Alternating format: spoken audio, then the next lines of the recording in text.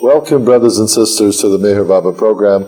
I'm Fred Stankus and my co-host Suhas Ginde. Welcome, Suhas. Thank you.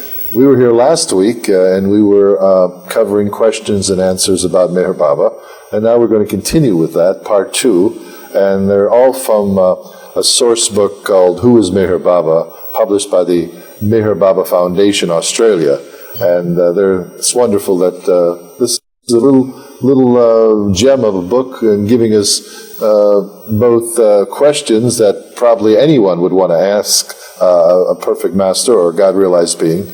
And we're going to cover the Meher Baba and the spiritual path. And the first question is, what spiritual path does Meher Baba recommend for his lovers?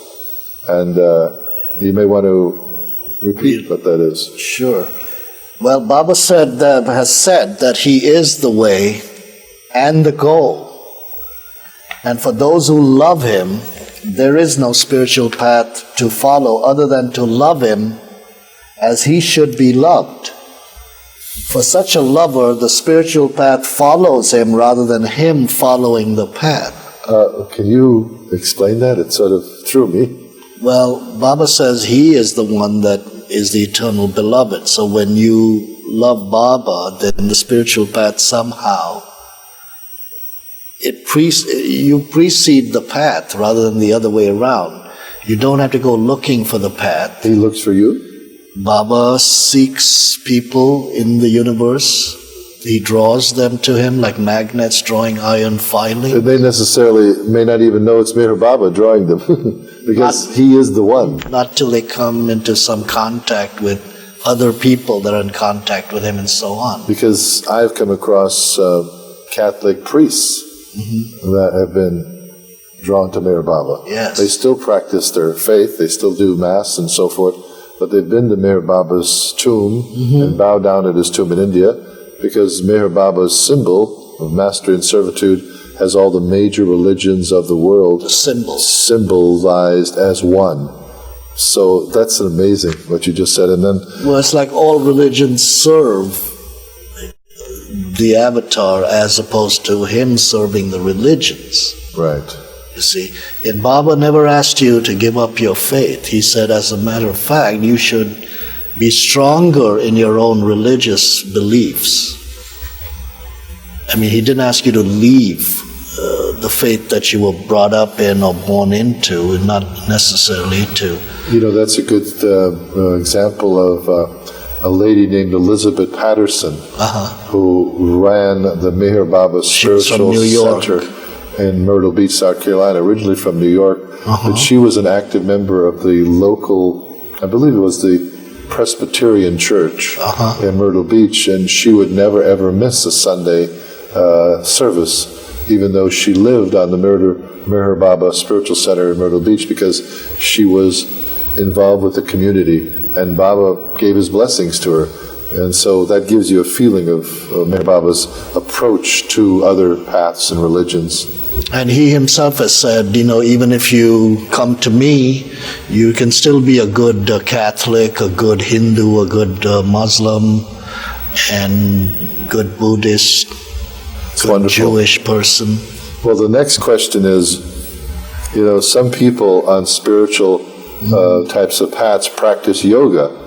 Yes, and so different kinds of yoga. You know, and then what it says, the question is, what yoga does Meher Baba want his lovers to practice?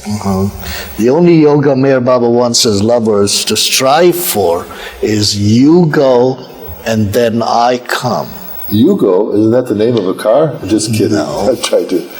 You meaning your ego has to leave you, and then Baba's energy or a spiritual entity can enter into So when your ego or you go, When you discard or move away from your ego, then that love comes through you and to you. So what you're saying then is the ego or the ego is what blocks you from your real self. It's a false ego that has to be, you have to die to that, or in quotes. You have to get rid of that. That's sort of scary though, to surrender your identity. I mean, your ego is what makes you, you. But that's what coming to the Master or coming to Baba, surrendering to the Master means, is that you surrender your ego, or you form a provisional ego where the Master takes a part of your life. His activities are done for the sake of the beloved, or for the sake of the Master, so to speak. Well, the next question is, did Meher Baba leave any orders for our well-being? Orders. Well, he left 4 orders essentially. 1, no drugs except under medical supervision. If you had to go to a doctor and he prescribed certain medication for you to get well, yes, that's okay. He's directing this then for the people that would use LSD, heroin, marijuana, psychedelics, narcotics, or even narcotics, or without, just for leisure purposes and so on. He said that's not helping your psyche. It might give you temporary relief or hallucinations, but that's not really helping you come in tune with your real being, with your spiritual being. That was one of his orders. The other order, he said, no sexual relations outside of marriage. If you have to live with someone and do that, be married to that person, your other half, so to speak. But promiscuous sex is what he means, is taboo. He wanted people to be responsible to a relationship. The third order was no involvement with other spiritual masters or gurus. And this would be in the context where once you came to Baba, then he said it was not necessary for you to follow other masters. And he said even they are on the path. And they're all, although he attended to a lot of the spiritual masters, he said he was the ultimate goal. And therefore, once you came in contact with Baba, you did not need to go to other spiritual masters, because Baba would give you what you need. And the fourth and final order was no dishonesty. Baba has said in another time, he said, if you live your life with sincerity, if you live sincerely and honestly, you will come closer to God than if you were to just go out there and wander around like an ascetic or a monk. That does not necessarily mean that you'll get any closer. Like some people leave everything in India, go to the Himalayas to meditate, or go live in a cave. You don't have to do that. So you can live your life in the world and live honestly in your dealings with people you come in contact with, and sincerity in what you say and do will get you closer to your inner being, your real being. And if you tried any of these external exercises, so to speak. And then the next question, if only the above orders, the 4 you just mentioned, were given, how do we know what we should do in life? Well, he has placed awareness of what we should or should not do in our hearts. So it is inherent. Inherent is intrinsic to your being. I mean, if you're tuned into Baba's message, or what he's trying to convey, is that if you have that love which he represents in a larger way in your heart, then it automatically follows that you will act accordingly. You follow what I'm saying? I do, but if a viewer's watching this, those 4 things that you mentioned about sexual drugs, being dishonest and following, I mean, one would say, it sounds like sort of very disciplined, and because in our society in the West, most people relate fun as sexual experiences, taking intoxicating drugs, being dishonest. Being dishonest for the self-gain, Going from master to Exactly. gurus and so people on. do that. They do it sort of like in a way they say, well, I'm living. They use the word, I'm living life. What do you want me to do, become a hermit? Yeah, but those people are not yet in tune with Baba or his message of love So and what truth. you're saying, this maybe particular orders, those 4 orders were geared to one who is following a master, following Meher Baba. Who has come in contact with Baba and he's has giving come to you, Baba. If you want to obey my orders, Yes. these are the things I want you to do. If you want to be with my idea of what you're seeking. I think he said somewhere I read that if you follow my orders, you'll be surprised what will happen. A change will happen in your life. A transformation takes place. It'll be at first, you'll do it maybe as in rote. You'll do As an exercise. As an exercise, but that exercise will finally turn into a habit, and that habit will eventually consume you, and suddenly you'll be feeling a freedom. Instead of feeling constriction, you may feel free.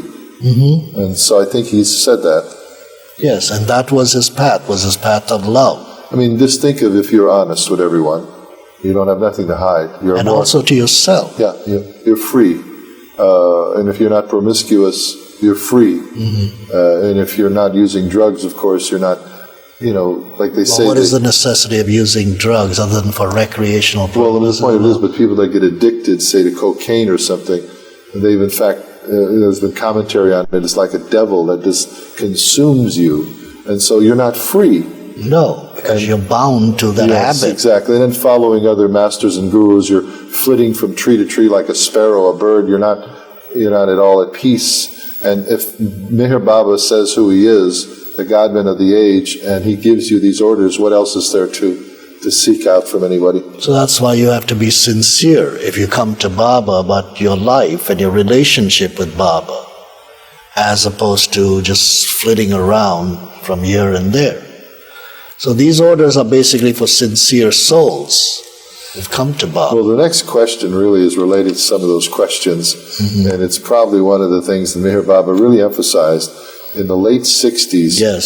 Several Baba lovers who weren't Baba lovers at the time, they came to Baba, heard about him. Rick Chapman and another guy. Alan Cohen and Robert Alan Dreyfus. Cohen and Robert Dreyfus. Yes. And Meher Baba basically gave them instructions. They were young men in their 20s to go back to the West and tell people that God cannot be discovered or found in a pill. So the question here is, do consciousness-expanding drugs help in attaining God? And the answer is, Well, Baba says no drug, whatever its great promise, can help one to attain the spiritual path or the spiritual goal. There is no shortcut to the goal except through the grace of the avatar.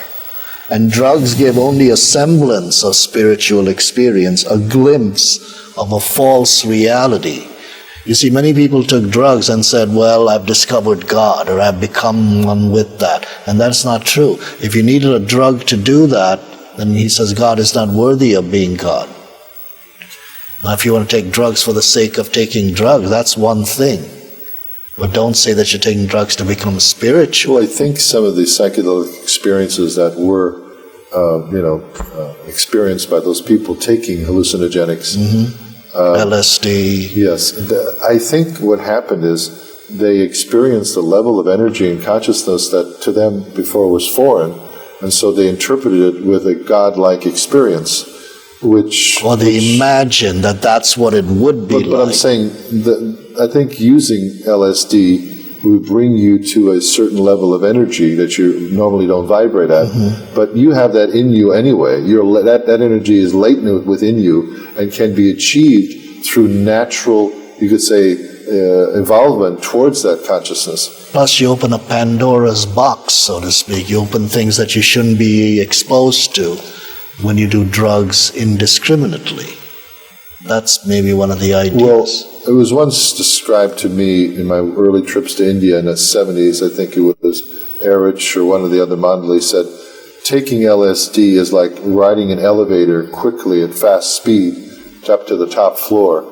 And so you get this boost because you go up, but then eventually it's going to come crashing down. And the thing is, it disorients you, both mentally and also physiologically.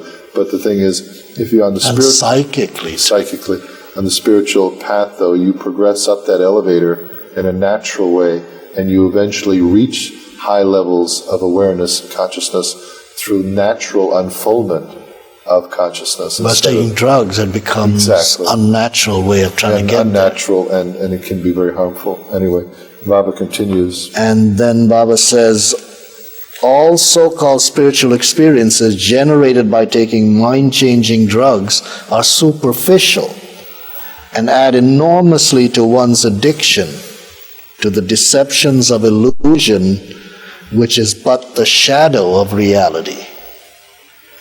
An individual may feel drug taking makes him a better man socially and personally, but one will be a better man through love, divine love, that is, that one can ever be through drugs or any other artificial aid. And the best man is he who has surrendered himself to the avatar, irrespective of his personal or social standing. If God can be found through the medium of any drug, God is not worthy of being God. I said that before.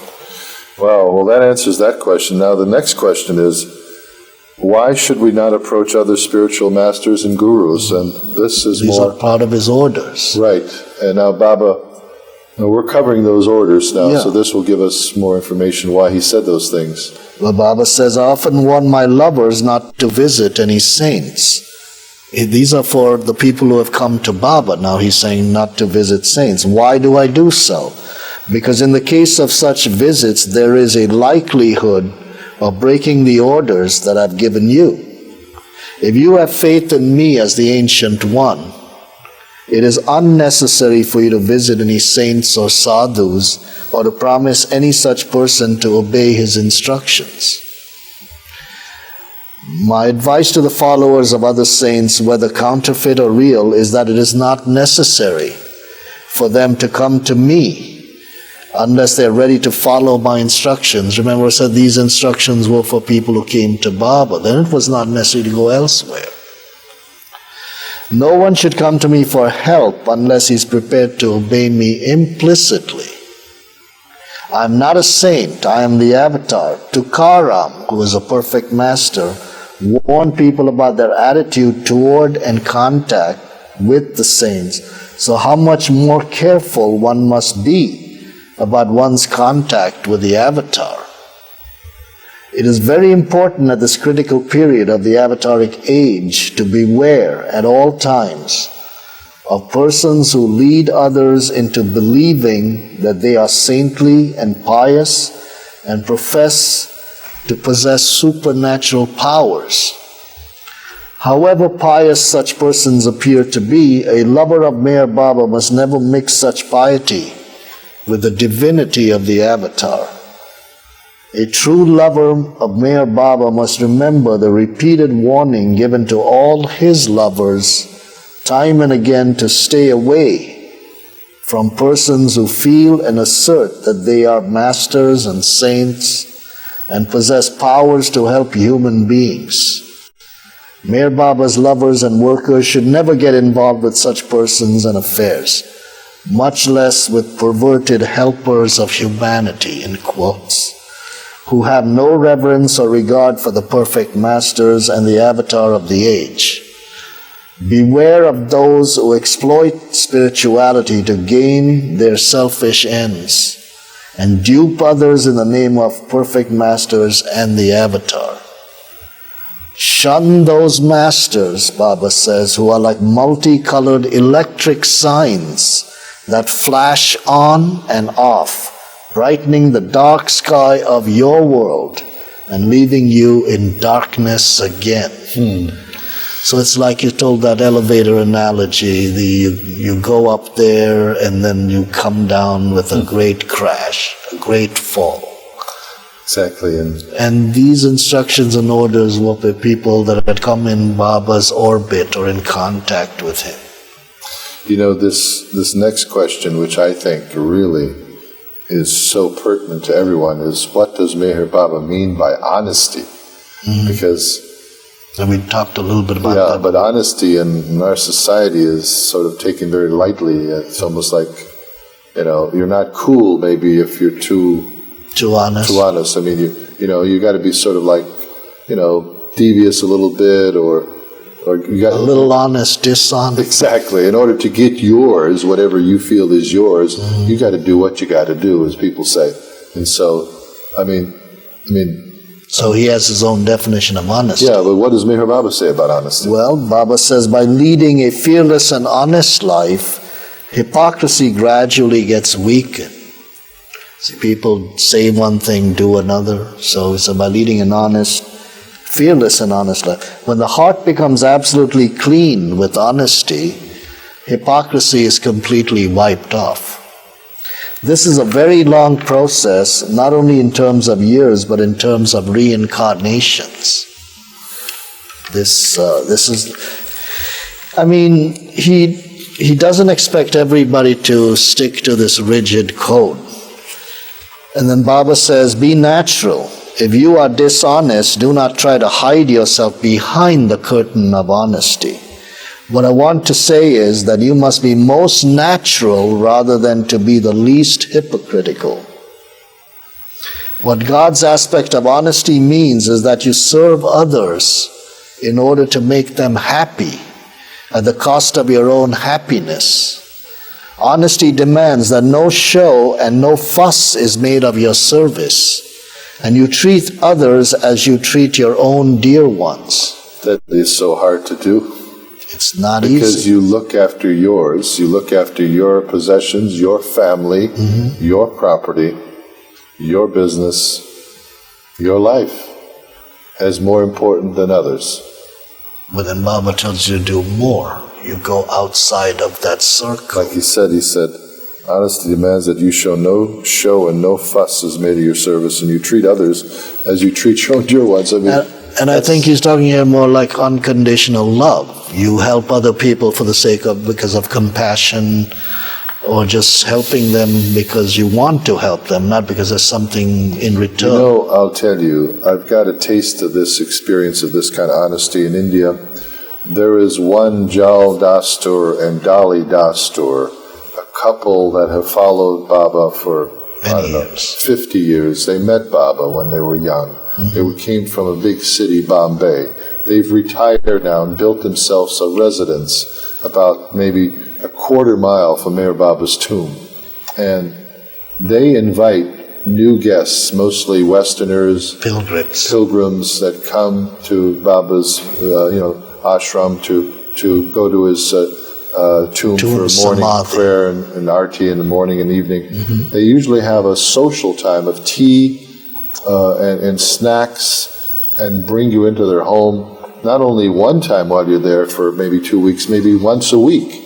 And they have you over and they serve you beverages and snacks and food and you just... Hospitality. Yeah, but their hospitality is so genuine, you almost forget that you're in someone else's home. You almost feel like it's your home. And they do it, they do it without any sense of, oh boy, this is putting us out. It's done with tremendous joy. And I think love. And so it's almost like that last statement that you treat others as you treat your own dear ones. And they are... That is real love, if you can feel for other people. Yeah. It's not easy to do. It's not easy to do. But when you're in tune with Baba, you're able to get that. He gives you through His grace. Because of His grace, you get that love. Well, like what you read earlier, too, about honesty, where you're honest, eventually those skeletons and goblins in your heart are cleared out. So strangers in your heart suddenly leave through honesty, and then you have the ability to perceive and start gaining this kind of a feeling like you're just describing about caring about others. Exactly. So it's wonderful. And continuing, he says, honesty in your dealings with others will clear the strangers out of your heart. Absolute honesty is essential in one's search for God or the truth. The subtleties of the path are finer than a hair. The least hypocrisy becomes a wave that washes one off the path. I want you all to be honest. You should not pretend to be what you are not. That's what Baba... It really sounds like that is one of the main points that Baba wants to give as an order, and that if you become honest, so many things fall into place. Mm-hmm. And that's why Baba said the most important things on the path were love, obedience, and surrender. You love Baba, you love the beloved, you obey his orders, and you surrender your ego to Baba, and then it's up to him to care for you, and he does.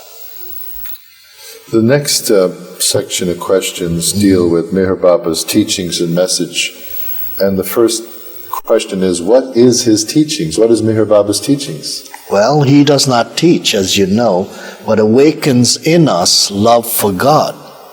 Baba's message was always love God. And remember God and love God. That's what Baba says. The aim of life, or the goal of life, is to love God. The goal of life is to become one with God. To do this, you are not to renounce the world, but to renounce low desires, dishonesty, and hypocrisy. Then in the midst of activities, you will be loving God as he should be loved. And this is what we just talked about being honest and getting the strangers out, the hypocrisy when it goes away. Then you get in tune with your inner being. And the next question is, according to Baba, what is life? I mean, why do we have to be here? And then to this question, Baba smilingly replied, life is a mighty joke. He who knows this can hardly be understood by others. He who does not know it finds himself in a state of delusion. He may ponder over this problem day and night, but will find himself incapable of knowing it. Why? People take life seriously and God lightly, whereas we must take God seriously and life lightly. Then we know that we always were the same and will ever remain the same. The originator of this joke. This knowledge is not achieved by reasoning or the intellect. It is the knowledge of experience. Then what is the real meaning and purpose of life as expressed by Meher Baba? Well, he says to live in the world and yet not be of it. And this is what the Sufis believe. You have to do all your activities and live in the world, but you should not be attached. Because you know innately that it's passing. Yes, like Baba says, just a joke. It's illusion. So don't get caught or trapped into the illusion. And I like what Baba says. Extricate yourself. Take God seriously, but take life lightly. We do the opposite. Yes, because we are human with a little divinity in us, and that we are aware of, and then the God-man is divine, but he's also a human, and so he comes to show us the way of how we can be that. And that's a lifelong process through many lifetimes.